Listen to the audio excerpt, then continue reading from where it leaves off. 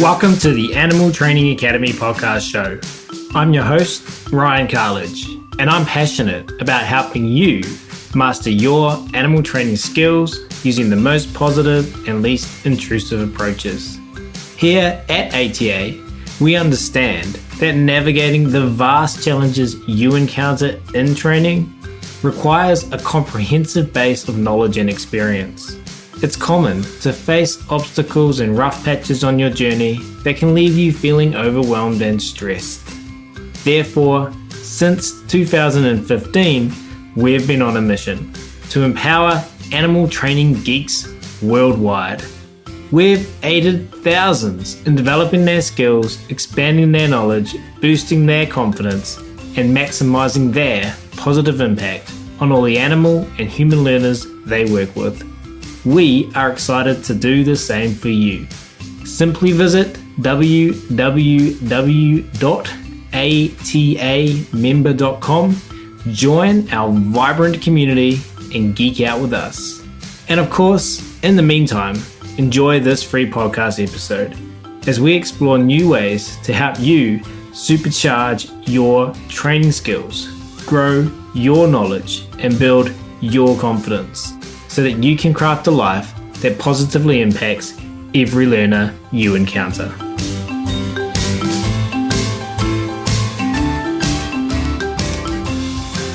Well, we will start today's episode where I'm excited to welcome back to the ATA podcast show for part 2 of our conversation, the awesome Erin Jones. And if you haven't listened to the first part, you can find it in the previous episode on whichever app you're using to listen to this on. In that episode, we explored Erin's journey into animal behavior and the relationships between animals and humans, activism, and everything else, and what led her to write her first book, Constructing Canine Consent, which we're going to talk more about today. However, if you haven't listened to that episode yet, you are, of course, welcome to start here with part 2.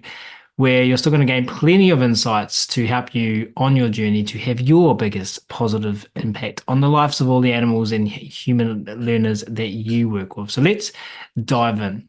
Just to start with, we'll reintroduce Erin Jones, who is an independent scholar, content editor for the IAABC Foundation Journal, international speaker and educator, and, as mentioned, author. She holds a PhD in Human Animal Studies, MS in Anthrozoology, a BS with honours in Psychology and Anthropology, and researches and writes about the ethical dimensions of the dog-human relationship. Erin is also a certified dog behaviour consultant and accredited dog trainer with the IAABC, a certified professional dog trainer with the CCPDT, and accredited animal behaviour consultant with CANS. Her new book, Constructing Canine Consent, is available in bookstores worldwide, and her other publications are available to access on her website, www.meritdogproject.com. So, Erin, thank you so much for coming back to hang out with us again on the Animal Training Academy podcast show. Thanks for having me. I'm excited. Yeah, I'm excited to talk about your book today, and just to be fully transparent with everyone, I haven't had the chance to read it yet. That word "yet" is important, unfortunately, but I plan to do so soon. The reason I wanted to have Erin on the show, the reason I wanted to have you on the show, Erin, even before I've had the chance to go through your book, is because numerous ATA members have reached out to me directly to share their thoughts. They've told me how much they've enjoyed it, how much they're looking forward to reading it, and how eager they are to learn more from you. So here we are. So how about you start off by telling the listeners a little bit about your new book and how it came about? Sure. So my new book is Constructing Canine Consent. It's about constructing a canine indexed definition of consent, which I'm sure we'll talk more about. How it came about is, well, interesting. It was sort of an evolution. It wasn't necessarily something that I set out to do initially, but when I started my PhD journey, I was interested in the idea or the topic or the questions about how people thought about consent, whether it applies to our dogs and how it can apply to our dogs. Um, and as I mentioned when I was speaking with you before, that my dog Juno was a massive influence in the way that I was thinking about these questions. She was a very fearful puppy, and I really wanted to consider her agency and her choices in my behavior intervention plans for her as she was growing up. And so that got me thinking about how I can get her to understand about consent and or withdrawal of consent and be able to communicate that successfully with me and how I can foster that in our relationship. And so that sort of seeped into my thesis proposal and into my investigation with dog owners and other dog trainers as well.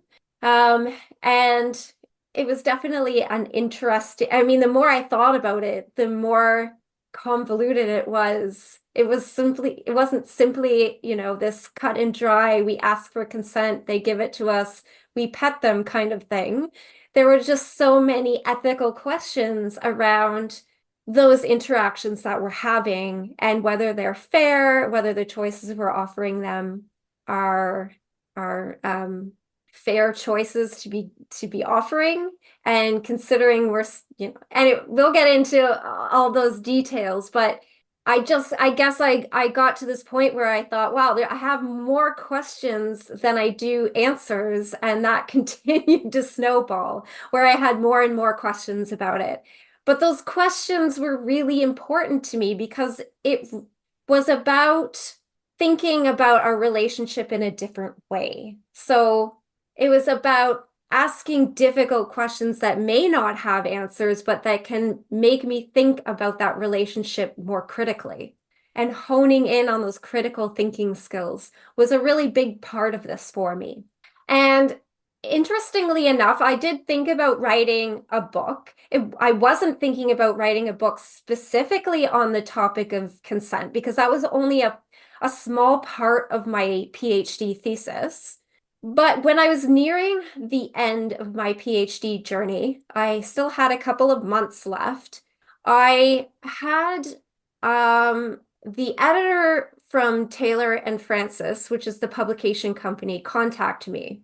She had been speaking with a friend of mine who was writing a book for her, and they had somehow gotten on to the topic of consent. And she suggested contacting me about this because she thought it would make a really great book.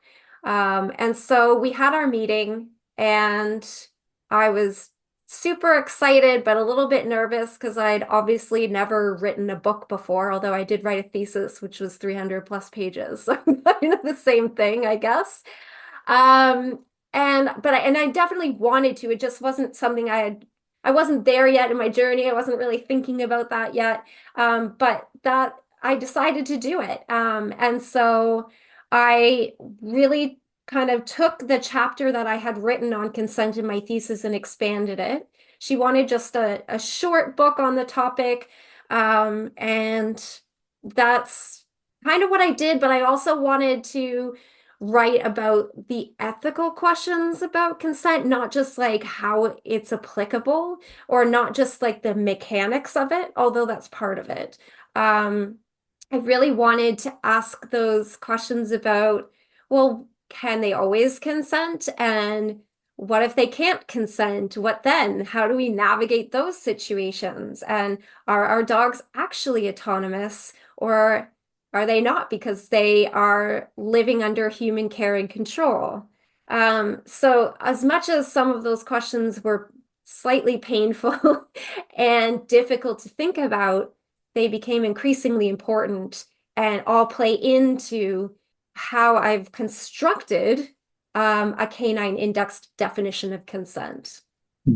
Thanks for sharing all of that. And I feel like you were talking about my podcast show when you said that you've always got more questions than you have answers for. So I've got a lot of questions written down, but I'm curious about the editor's interest in a book on consent. and like how the title like has resonated with our audience and whether this topic of consent has always been of interest, will always be of interest, or is consent like really relevant to now in terms of how the culture of our specific community, and when I say our specific community, what I mean is a community of trainers, people interested in behavior who focus on positive reinforcement, and have been since the 60s in the use of positive reinforcement in zoos, Karen Pryor's contribution, clicker training, to where we are in 2024. Is consent kind of where we're like a topic of interest now, or has it always been that way? And do you think it's always going to be, or are we kind of in this space now where we're kind of really starting to explore this more and it's more relevant now than it has been? Not that it hasn't been relevant. Do you understand my question? I do understand your Yeah, question. And I cool. think, yeah. So I think it sort of became apparent to me anyway in the last maybe 10 years, where I mean, I think there's always been some elements of the ideas behind consent when we're talking about things like cooperative care, for example, or we're talking about voluntary cooperation, when we're talking about positive reinforcement and creating behavior change through choice. Those kinds of topics have been around for a while. But putting that together in an idea about consent, I think is relatively new, especially when it comes to other animals. I mean, it's a difficult topic in and of itself, even when we're talking about humans, whether they have the capacity to consent or not, when we're talking about children or maybe people with diminished mental capacity. There's a lot of debate around that in the academic world. And so applying the idea of consent to non-human animals is definitely, I think, I mean, there was very little literature about it. That's for sure. And so I think it's a very new concept in that sort of exploration of how it could apply to our relationships with other animals. But like I said, I think it's been there, and it's definitely a word that I had heard before going into all this. It's definitely not something I just conjured up. It was definitely thing like I had heard about consent behaviors, for example, in cooperative care, or consent tests in our interactions with other animals. And I've always advocated for lots of, freedom to communicate in those regards. But I think in how it's applied, I think it's just starting to come together now. Well, can you give us a brief literature review, like of what you found in the literature and what were for you some of the most um, insightful pieces of literature that you found?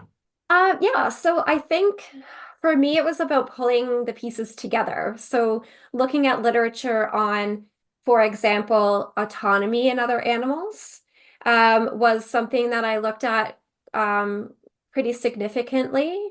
And so there's sort of two sides to the coin there. Are other animals autonomous if they, A, are living under human control? And even if they're not living under human control, some people believe that they need the ability to reason in order to be fully autonomous. And so they argue that other animals aren't fully autonomous for that reason. But I would argue that that's not the case. And there's certainly arguments like Laurie Gruen, for example, in Entangled Empathies. Her book Entangled Empathies is a really great read. And Donaldson and Kim Licka wrote a book called Zoopolis, which I absolutely love. And they'll talk about how other animals absolutely can be autonomous, that they are making decisions about and choices about their lives in a way that matters to them. Then they have the ability to be autonomous. And I would argue that our dogs do have the ability to be autonomous, although they're not fully autonomous because they are I don't want to say our captives, but they are living in our homes under our control. And so we design their environment for them. We design the choices that are available to them in many ways. And we micromanage their lives, even things like going to the bathroom or who they get to play with and when and where they get to eat and those kinds of things. So they're not fully autonomous. So I think that that part of the literature was an important piece of the puzzle. And then talking about things like choice, there's lots of interesting literature about improved optimism for animals who have greater choice, although I do recognize that much of that literature comes from captive animal settings, which is a bit ironic, I think, because they don't truly have choice, but offering them some different choices definitely improved their positive welfare in those situations. And so, yeah, I think those were the two main things that I kind of tied together with this idea of consent. And then looking at the literature on consent itself was a bit helpful, but also I wanted to construct it in a way that wasn't human-centered. So as I was reading through literature about consent in and of itself, or the idea of informed consent is what most people think of when they're thinking about consent. It was all very, very specifically human.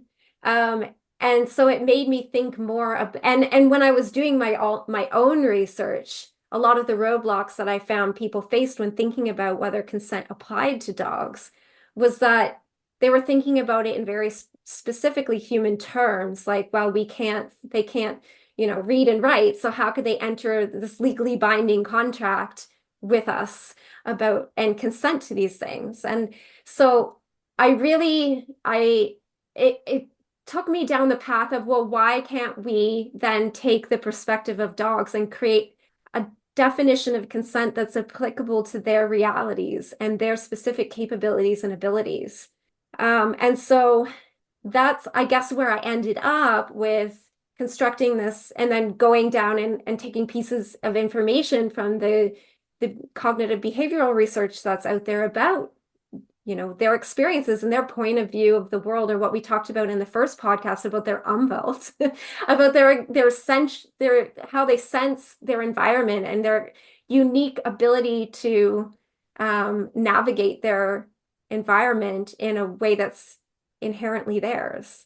And so obviously we don't know everything, but there is a great deal that we do know about their abilities and capabilities. And so we can and understand about their body language, for example, and that can absolutely mean that there's no reason why a fully functioning adult dog couldn't consent and communicate in their own way. Just because they can't communicate the same way that humans do doesn't mean that they can't communicate at all. It just means that we are too dumb to fully understand. And so that is a limitation for us. And so we have to recognize that we have that bias or that limitation, and therefore try to create one that is something that can be a two-way communication between dogs and humans, that we can understand, and that they can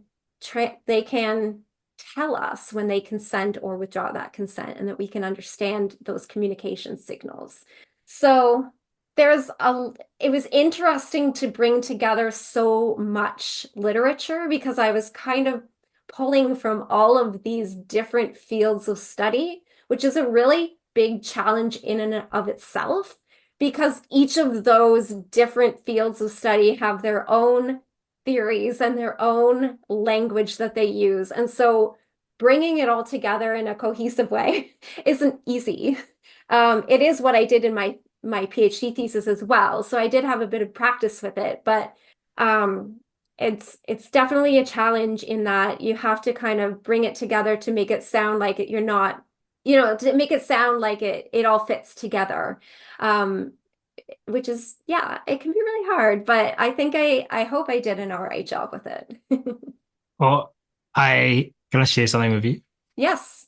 I I use artificial intelligence and ChatGPT a lot for lots of different things, and I like playing with it and exploring things with it. And some of the terms we used about and talked about, sorry, in part one, human exceptionalism. I wasn't super familiar with. So I like to ask artificial intelligence. I came up with this question, which uh, is beneficial for me, and it's embarrassing to share it. But it's like, hey, take this thing that Erin shared and explain it to me like I was a 5-year-old. And it like really simplifies things. And I really like there that you said you are trying to make it all fit together. Because this is what ChatGPT told me, right? It Yeah. told me that Aaron has like a toy box. And in this toy box is all of these different jigsaw puzzles. Some are square, some are circle, some are triangle. And it would seem that you can only make these individual jigsaws. But what Aaron's suggesting is that you can take all of the individual jigsaw puzzles and put them together and create something brand new. How Yes.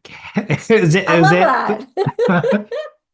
I love that. And but it's hard. It's hard to conceptualize Yeah, something yeah. that doesn't fit together necessarily that easily. Because it's not something that I just read a book about, dog consent and I was like, "Oh, yeah, that makes sense." I had to piece it all together myself. But also like learning about the theories in maybe different social sciences and then behavioral sciences and um, you know, animal rights theories and the literature around that, which was definitely a big part of my research is based in on those philosophical readings or those theories based in philosophy, because I truly think, especially when you're sort of on the dawning of something relatively new or a new concept or a paradigm shift is what I like to think of it as. We've kind of reached this place in our understanding of other animals where we can start to make this shift into a new way of being with them in a similar way that maybe we've done, that we've done in the past with other parallels of oppression that we've experienced. We kind of get to this point where like, okay, we need to make a shift. And it's a process. It's not something that happens overnight, but and it's not easy. It's change is very difficult for all of us. And especially when we have to conceptualize something in a new way when we've been doing it one way for a long time and it seemed to be fine. And it seemed to be fine for us, but it wasn't necessarily fine for the other party. So I'm hoping that this is a paradigm shift. That's like my aim for everything, I think. And so I definitely concede that I do have a lot of questions that may not have answers, but they may never have answers either. They may just be questions that we ask to think about things in a different perspective or a different way. And I think asking those questions, even if they're somewhat rhetorical questions, are a really important part of that process. And I recognize that it is a process because for me, it's been a lifelong process. And I didn't just start here, overnight. It's been a journey for me. And I look back to even what I knew 3 or 4 years ago, and I know a lot more now than I did then. And that's always evolving. And that's the same with science, right? We're always coming out with new information that can help us in gaining a better understanding of the way our dogs operate. And so I definitely say that I think it's in my last chapter that, hey, look, this definition is kind of a jumping off point for us. It may change slightly over the years because we are going to gather new information and we're going to glean new information about their abilities that may be important to the way that we interact with them. And we need to embrace that. We can't just resist it, even though, just saying the way we're doing things now is the easy way isn't good enough.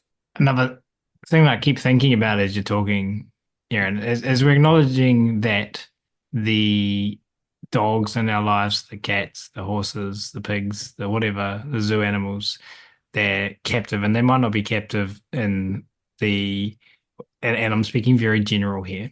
They might not be captive in the traditional sense of a zoo, but they're in our houses and they're confined within our boundaries and they get fed what they uh, are fed because their humans selected that at the time that the humans selected it. Like this is their world. And I'm thinking as you're talking about an advertisement piece from a company called Apple, and the ad goes, those who think they're crazy enough to change the world are often those they do, and how that can relate to what we do. Because for our animals, their world is their captive space and their Yes. captive um the all the choices we make and all of the restrictions that are placed upon them within that captive space. So we've got to be crazy enough to change, to think that we can change that world. Because I was so curious and I didn't know whether to ask it or not, but you answered my question already as to like what is your bigger picture here? Like what is like how are you trying to change the world? Yeah, And you said it, you do want the paradigm shift, right? Like you I actually do. have. I would love to be able to walk down the street with my dog and people respect her space as much as they respect mine. I don't want them to be petting her. I feel like everyone has a right to bodily autonomy. I want people to think about the interactions they're having with their dogs at home and, asking them whether they consent to various interactions, whether it's, grooming or whether it's just cuddling or whatever that interaction may be. But I mean, I see all over the internet, and I'm sure most of you do too, all kinds of videos where there's so many violations of that happening. And it's really concerning, to say the very least, I think. And so I think as much as the great thing about the animal training community or the dog training community is that we can be that medium. We can be that spokesperson for a better communication system with our dogs. And because we're the ones going into people's homes and helping them with that relationship and ultimately talking to them about communication and things like, does your dog actually have fair choices, or are we forcing choices on them? Are we leveraging our food and attention and love for their obedience and compliance? Or are we offering them lots of opportunity for positive reinforcement? And are we offering them lots of agency to say yes and no or walk away from a situation? Well, thank you for taking all of the different jigsaw puzzles out of the box and trying to put them together, and being crazy enough to think that you can change the world. And and maybe the crazy piece for everyone listening and for the layman is something and I don't like that I said that, like that sounds judgmental and critical of the average pet owner. I don't really like that term layman, but those who just have different life experiences and don't Mhm, know what we know and haven't experienced what we've experienced. But I think everyone, once they know better, generally speaking, wants to do better. So mhm. that's what I mean when I say that. But the piece that we need to be crazy enough about is to be better critical thinkers. Does that resonate with you? Better critical thinkers and better activists, I think. And when you And say activists, because just for yes. those who didn't listen to part Right. one, you need to find that. Yes. So really, I mean, so advocating for their well-being, I think, is putting the dog first. So centering the dog and maybe decentering the human a little bit in that situation, and that we're saying we need to consider their perspective and their point of view and understand that we're already coming from a position of dominance, and that we need to think about I guess, advocate for our dog's needs, and putting those needs first, or at first as much as we can, because obviously every relationship has two people or two beings, right? So the dog and the human. And I'm not saying that the human doesn't matter. All I'm saying is that we're already centered in this. Our needs are already always put first. over the dog. There's lots of situations where we can put the dog's needs first and foremost. So thinking about things from a dog first perspective. So I guess as an activist, it just means that we are being the ones to educate the public in a non-judgmental way, hopefully, in a way that inspires them and empowers them to have a better relationship with their dog.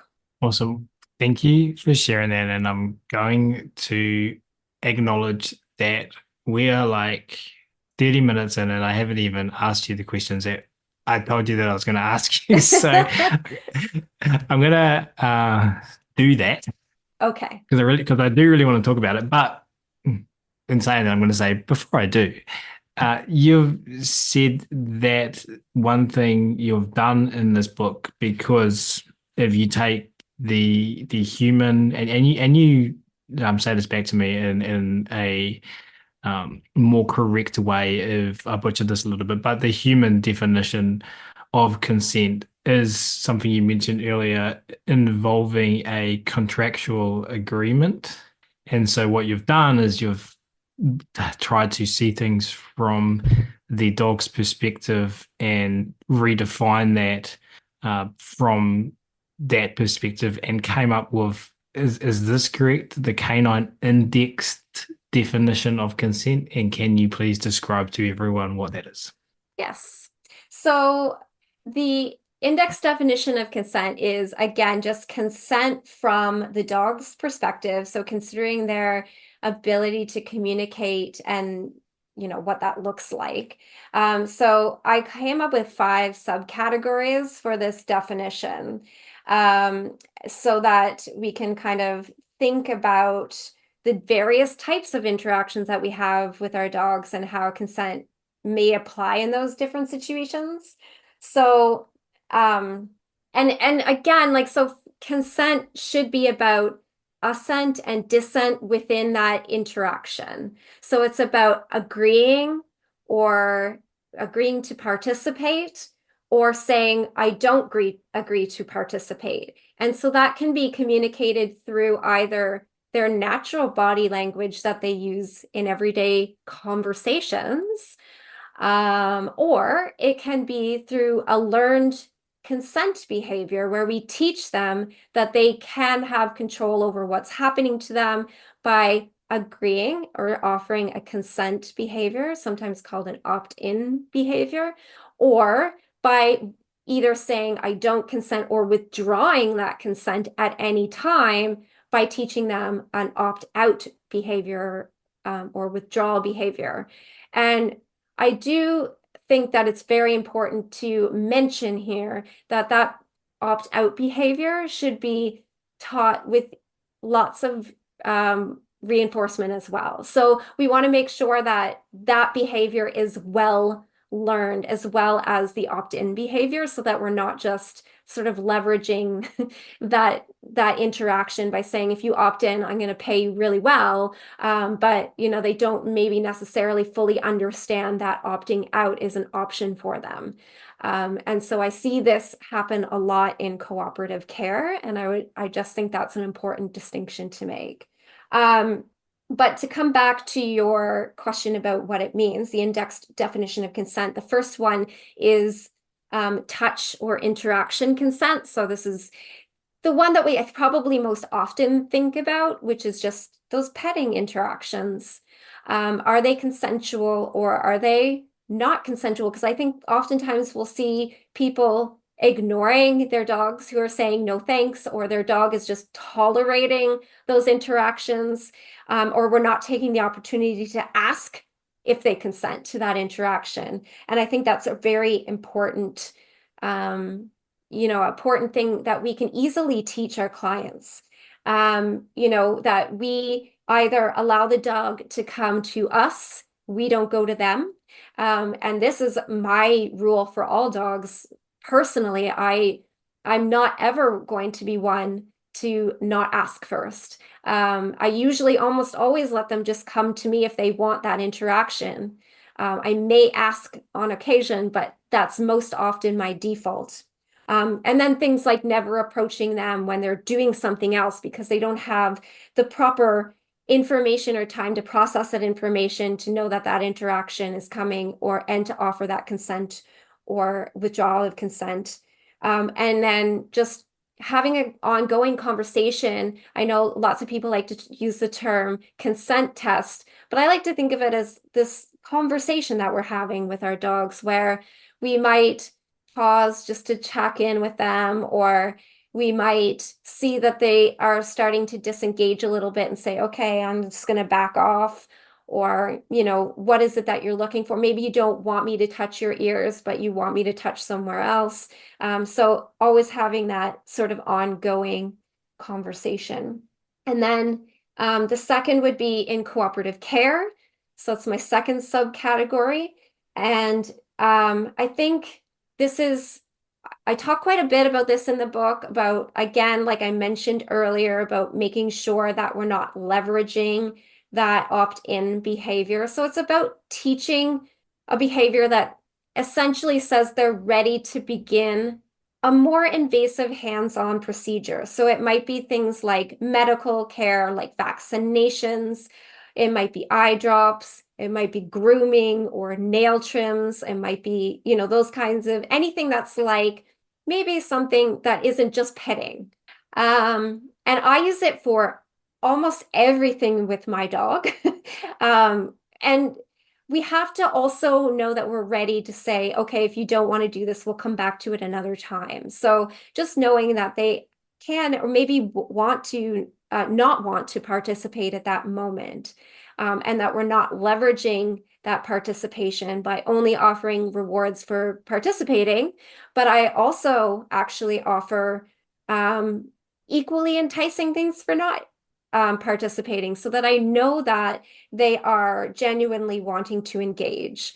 And I would say, honestly, 95% of the time, my dog, regardless of whether I'm using the same treats or not for both interacting or not interacting or consenting or not consenting, she will volunteer to participate because she genuinely enjoys that interaction with me and is comfortable with that interaction because she also knows she has the choice to end that interaction at any point that she feels uncomfortable with it. So I have a list of considerations about ethical considerations when we're doing cooperative care as well, like setup, environment, reinforcement contingencies, those kinds of things that I think are really important to consider, to make sure that we are being fair in our interactions. Because I have seen, like I said, lots of times when like videos of people that putting on the internet of people doing cooperative care, but really only the opt-in behavior is learned, or a stationing behavior or a chin rest behavior is learned.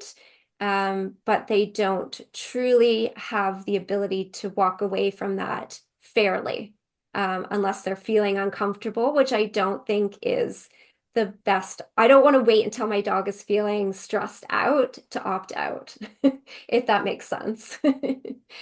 The third one is activity consent, which seems a little bit obvious, I think, and it can be, but also I think when we're talking about activities like maybe playing or doing agility or going for a walk, that they are wanting to participate in that interaction.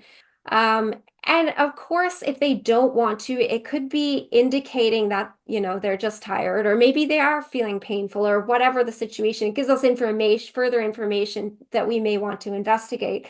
But I think we do need to consider that because oftentimes we are leveraging, again, that interaction. Like if we have a dog who's maybe obsessed with playing fetch and we are continually throwing a ball for them, are they truly, are they feeling that they're compelled to continue that interaction because they obviously want to, but are they really consent? I guess it's a challenging one for me, but I think I guess what I'm trying to say is that if we took that ball away, would they still want to continue playing that game, or would they go do something else, right? Are we leveraging that interaction with them or that activity by offering something that's so enticing that they feel like they can't say no? Then the fourth is consent-based learning. So I talk a lot about two components, I think. So one is that obviously they have the right to walk away from learning interactions and know that they do. And that we are offering them as much choice and autonomy in those training interactions as we can. So, but also considering that even if we're using positive reinforcement, that we could still potentially be being coercive in that situation if we again are leveraging that reward or that reinforcement. So if we're saying you only get these delicious treats if you participate in doing this behavior, then we are not offering them a fair choice. Particularly if we're talking about things like deprivation, maybe we withhold their breakfast so that they are quote unquote more motivated to perform what we want them to perform. So I think we need to be thinking about whether it's truly something that I want to be engaged in, or if we're actually coercing them into that situation, regardless of whether we're using something aversive or something positive. The other thing is teaching them skills in order to communicate consent or withdrawal of consent. So part of this would be those learned behaviors in cooperative care. So teaching them about opting in and opting out, but also just teaching them to communicate successful. So they're really, really great at reading our referential signals and understanding our body language in a lot of ways. So we need to also be able to read their body language and understand their communicative signals in a way that shows them that they are understood. Because I think that what I'm seeing a lot of is dogs their consent is constantly being violated. And so they learn just sort of to be apathetic in those situations, or they just tolerate those interactions, and they stop communicating. So I think we need to foster that communication system all the time so that they know that they could use it successfully to communicate their needs and their wants. And then the last one is substitutive consent. So my definition of this, and so I think adapted this from Donaldson and Kimlicka's book Zoopolis, where they talk about it's sort of a political animal rights theory of bringing dogs more, or other animals more, into our worldview and considering them as citizens. And in doing so, that they are still dependent on us to a degree. So we need to be in the same capacity that we would for perhaps a child or a human who is not able to be fully informed in some situations, that we can consent on their behalf. If we're doing that, I think we need to be very mindful and careful about how we're evaluating the choices that we're making and the decisions that we're making. So I really think that this is applicable in things like those emergency situations where we can't necessarily say, hey, Juno, if you have this surgery, you're going to live a life that's hopefully pain-free and you're going to be healthy and happy. If you don't have it, you're going to suffer. I'm going to make that decision for her because I have that information and I can use my gift of forethought in order to make her life better. And so I'm obviously going to do that. But I can also think about ways of asking for consent as well. So it doesn't necessarily have to be like everything that happens during that interaction is forced. And it doesn't have to be something that is unpleasant. I think there's lots of ways that we can do things in the least intrusive way possible and prepare them as well. So just as an example, 2 years ago, Juno did have a splenectomy, and she was quite ill before that. And there were lots of tests that we had to do. And I couldn't really say to her, well, she obviously couldn't understand the full capacity of what was happening, or why it was happening. But there were lots of things that we could do. She could consent for the injection for her sedation, for example. We could make sure that she was sedated immediately. She could fall asleep listening to music in the car where she was very comfortable. And she could wake up with me right there, as they reversed her sedation. So there was definitely those things that we could do to lessen the stress that she was experiencing during that interaction. So just because we're doing something that they might not consent to, or they might, who knows, if they had all of that information, it doesn't mean that we can't be mindful about the way that we're interacting with them in those circumstances that surround the bigger picture. Amazing. I And didn't realize. Oh, you no. no, Is it up? You go. What were you gonna nope. say? I was just gonna say that that was the last one. Oh, perfect. Well, I didn't, again, full disclosure, everyone, haven't read the book yet. Didn't realize it was such a comprehensive definition. So gratitude for spending the time doing the mahi, as we say here in New Zealand, Erin, doing the work and looking through all the literature, thinking hard, having conversations, no doubt, with lots of different people, and putting that together into something accessible for everyone else to get curious about. And that is, do I understand it based on the conversation you and I had when we caught up last week? Like, one of the outcomes that you're hopeful for in terms of this book is getting that critical thinking, I getting questions for people to think about critically, and getting them curious about the topics in your book. And you can't see Erin, everyone, but she's sitting there nodding I'm away with nodding. Juno in the background on the couch, peacefully snoring his head off by the looks of it. Oh, he just looked up as I see his name. And therefore, I think it's a good segue into what are the things you want people to get curious about. I believe you've come up with kind of five main ideas you wanted people to really think and get curious about after reading your book.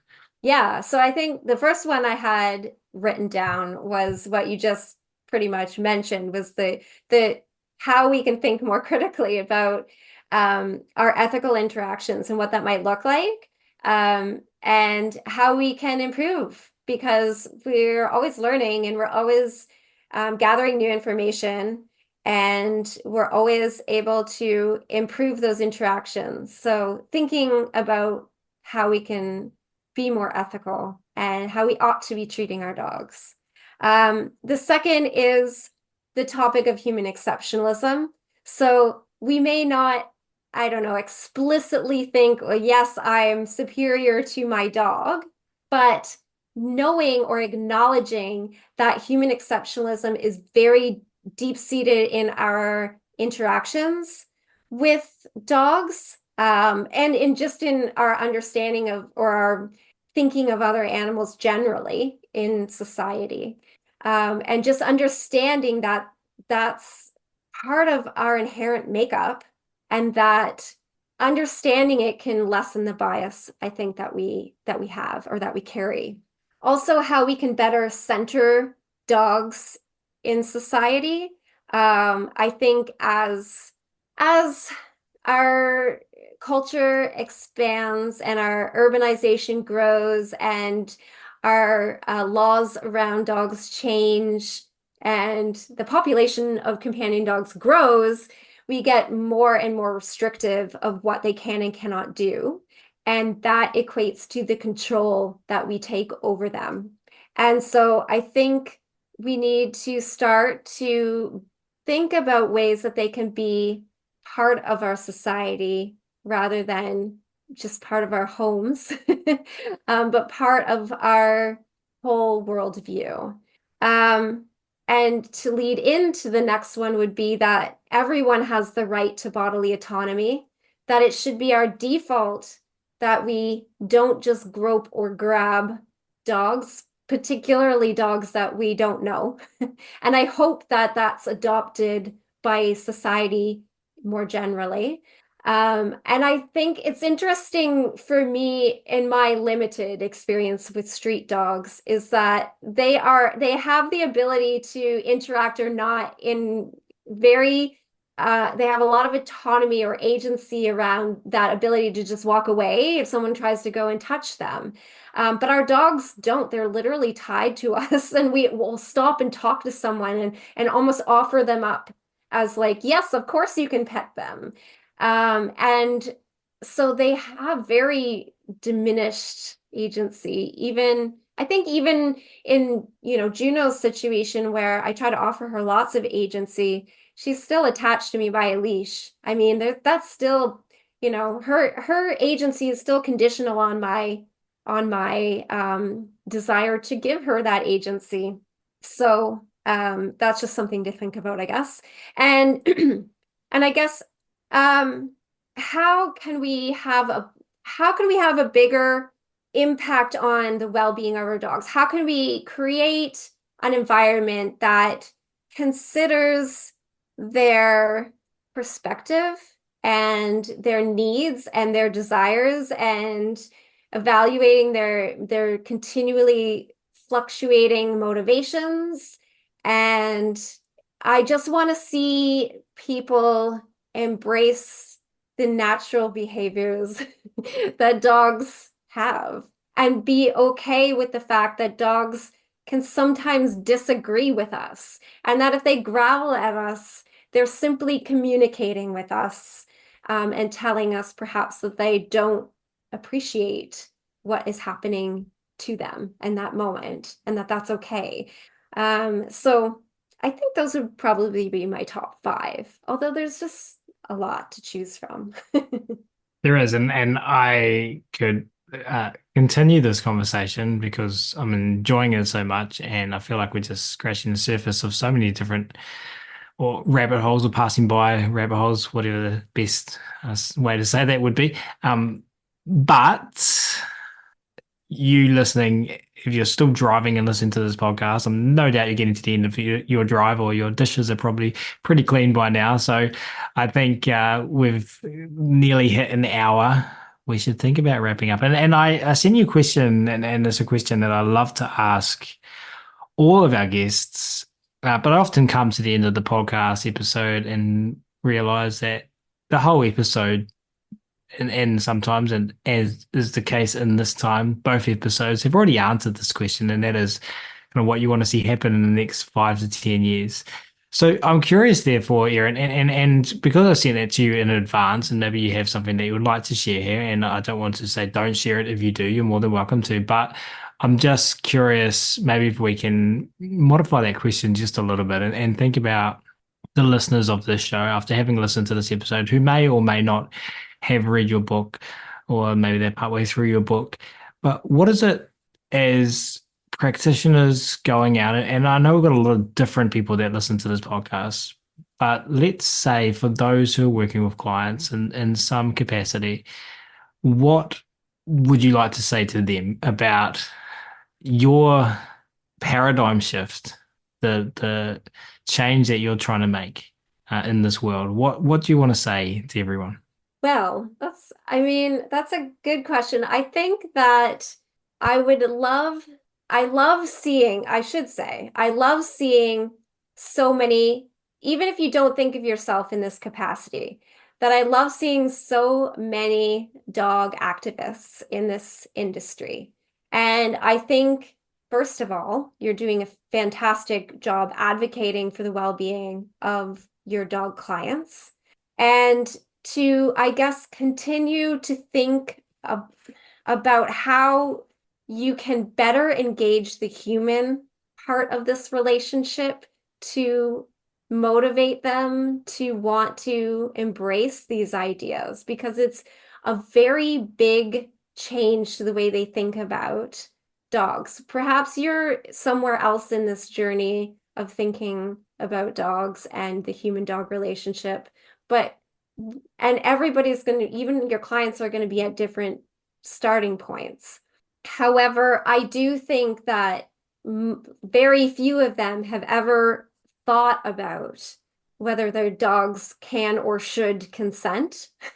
And so if you're just bringing up the idea, it could be a really big kind of shocking thing for them to take in.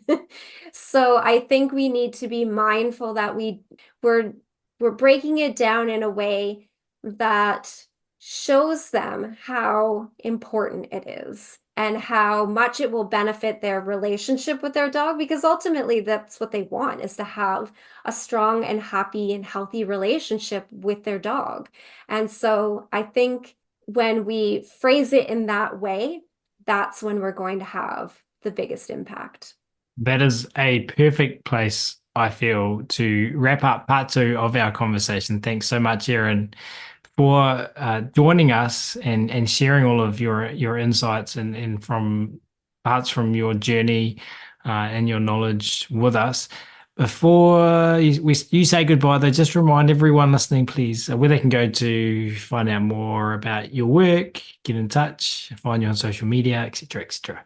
Yes, so my website is meritdogproject.com. You can find my links to my books, as well as articles, podcasts, all of that stuff, and services, etc. Or you can find me on Facebook. It's at Merit Dog Project. Fantastic. And we will, of course, link to all of this in the show notes. So from everyone listening, Erin, and from myself, thank you again. So much gratitude to you for hanging out with us here at Animal Training Academy. Thank you. Thank you so much. I've had a great time. And thank you so much for listening as well. This is your host, Ryan Cartledge, signing off from this episode of the Animal Training Academy podcast show. We hope today's conversation inspired you and equipped you with new tools for your trainer's toolbox. Remember, every challenge in training is an opportunity to learn and sharpen your animal training geekery. Embrace the rough patches, learn from them, and keep improving. And don't forget, the path to growing your skills and expanding your knowledge continues beyond this episode. Visit www.atamember.com to join our supportive membership, where you will find a community of trainers just like you. Together, we're making a huge positive difference in the lives of animal and human learners worldwide. Until next time, keep honing your skills, stay awesome, and remember, every interaction with an animal or human learner is your opportunity to create ripples. We're here cheering you on every step of the way. See you at the next episode.